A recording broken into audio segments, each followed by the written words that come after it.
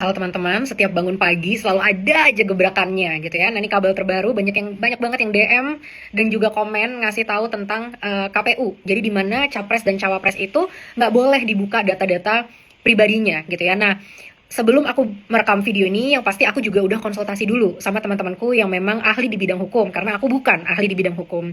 Jadi ternyata memang menurut UU nomor 27 tahun 2002 gitu ya tentang data pribadi itu memang dijamin sama negara. Makanya itu alasan yang dibenarkan bahwa data pribadi dari capres dan cawapres ini tidak boleh dibuka gitu. Nah, tapi kan ini secara hukum. Secara hukum ya. Tapi kita lihat realitanya di kenyataan. Kenapa hukum itu tajam kepada kita, rakyat, tapi tumpul kepada penguasa? Saat kita mau apply kerja di Indonesia harus ngasih data pribadi. Saat kita mau ngapa-ngapain harus ngasih data pribadi. Bahkan aku pun yang nggak konsen, KTP ku udah kesebar di threads gitu kan. Jadi kenapa saat itu ke rakyat perlindungan ini tidak kuat, tapi begitu itu ke penguasa perlindungannya luar biasa kuat. Ini kita kritisi banget ya fenomena yang seperti ini. Nah harusnya keadilan itu nggak tebang pilih dong. Ke semua orang ya harus sama. Hukum adalah sama. Semua manusia sama derajatnya di mata hukum.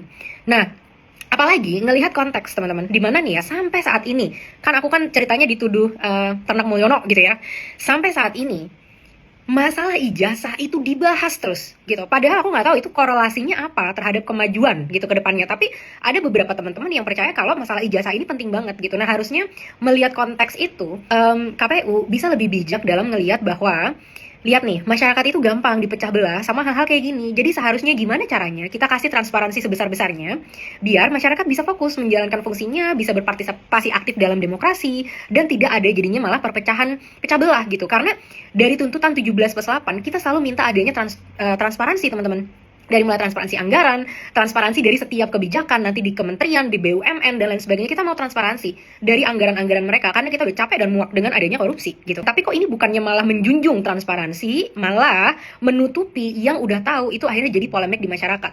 Tapi oke, itu problemnya. Sekarang apa sih solusinya gitu? Kalau menurut pendapatku pribadi ya, yang pertama, para capres dan cawapres silahkan deh. Oke peraturannya seperti itu, tapi aku sarankan kalau bisa mungkin yang mau jadi capres dan cawapres buka aja kakak-kakak itu informasinya apa. Mungkin nggak perlu kita tahu nomor handphone dan segala macam ya, tapi mungkin kita perlu tahu sepak terjangnya apa sih sebelumnya, CV-nya, pengalaman kerjanya apa, visi misinya apa, ijazahnya kalau bisa juga dites dan disahkan biar ini nggak jadi polemik di masyarakat. Kasihan masyarakat Indonesia harus ngurusin masalah-masalah kayak gini saat hidup kita pun sudah sulit gitu. Yang kedua, saranku adalah kita semua teman-teman mari sama-sama jangan lagi kita pilih adanya politik dinasti. Kita hancurkan politik dinasti di generasi kita. Kita pilih orang-orang yang benar-benar capable karena kemampuan mereka, bukan karena mereka anak siapa. Setuju nggak?